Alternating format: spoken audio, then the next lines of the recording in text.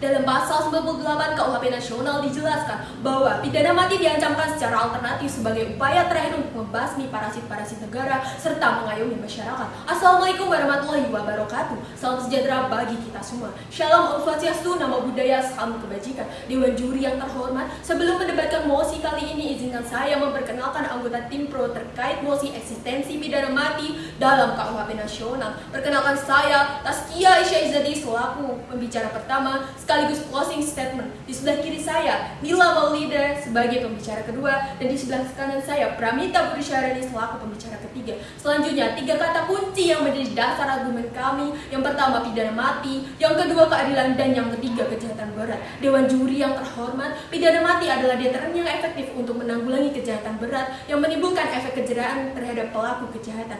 Dengan ditetapkannya pidana mati dalam KUHP Nasional dapat mengurangi peluang individu atau kelompok untuk melakukan tindak kriminal. Misalnya kasus narkotika, terorisme, atau pembunuhan. Beberapa orang beranggapan bahwasanya pidana mati merupakan pelanggaran hak asasi manusia. Akan tetapi, apakah pembunuhan itu tidak melanggar hak asasi manusia? Ketika nyawa seseorang dirampas secara kejam, lantas apa yang lebih adil daripada memberikan hukuman yang sepadan? Penerapan hukuman mati dalam KUHP Nasional tidak sekedar ditetapkan, akan tetapi memiliki batasan dan toleransi terhadap terpidana dengan masa percobaan 10 tahun dan mengajukan gerasi. Pidana mati bukanlah sekedar hukuman biasa. Pidana mati merupakan cara preventif untuk mengatasi kejahatan berat serta memberikan perlindungan terhadap korban. Dengan adanya eksistensi pidana mati, maka disitulah keadilan berdiri tegak. Berdasarkan hasil riset kami menunjukkan bahwa negara-negara yang menerapkan hukuman mati cenderung memiliki tingkat kriminalitas yang lebih rendah. Untuk argumen selanjutnya akan disampaikan oleh rekan saya, pembicara kedua Nila Maulida. Adapun 8 negara anggota ASEAN sampai saat ini yang masih menerapkan hukuman pidana mati diantaranya adalah Brunei Darussalam, Indonesia, Malaysia, Singapura, Vietnam, Laos, Myanmar, dan Thailand. Bukti studi ilmiah juga menunjukkan hukuman mati efektif mencegah pembunuhan di beberapa negara sehingga perlu tetap dipertahankan. Indonesia masih memberlakukan hukuman mati karena masyarakat masih percaya bahwa kejahatan harus ada hukuman seberat-beratnya agar ada kejeraan. Dan jika ada hukuman yang setimpal, keluarga akan lebih puas dengan adanya hukuman mati tersebut.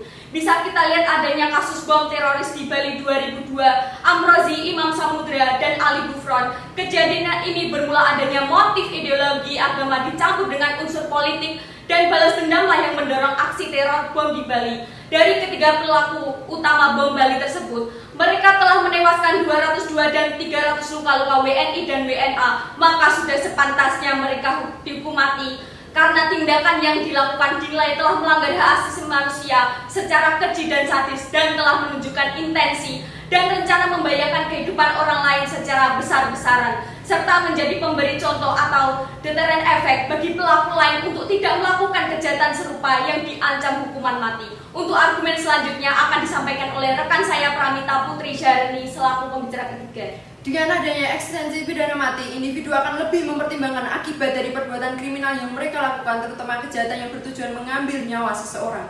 Hukuman pidana mati juga merupakan bentuk keadilan yang berpihak bagi para korban. Seperti yang disampaikan oleh rekan saya, selaku pembicara kedua, bahwasanya kasus terorisme merupakan kasus kejahatan berat dan harus dihapus karena dapat merenggut nyawa seseorang. Apabila eksistensi pidana mati dalam KUHP tidak didukung, lantas bagaimana para pelaku di luar sana yang berlindung di balik kata pelanggaran hak asasi manusia?